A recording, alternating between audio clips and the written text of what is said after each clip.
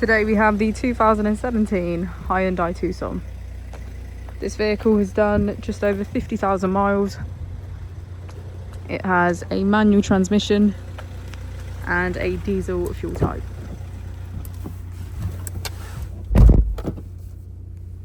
To the left of our steering wheel, we have hands-free cooling and automatic headlights. And on the right, we have cruise control and our wipers. On our screen, we can access information, navigation, settings, and map. To the left, we have media, radio, and smartphone integration. If we put the vehicle into reverse, we can see that it comes with a rear parking camera with parking sensors. Just below our screen, we have our AC with heated seats on either side.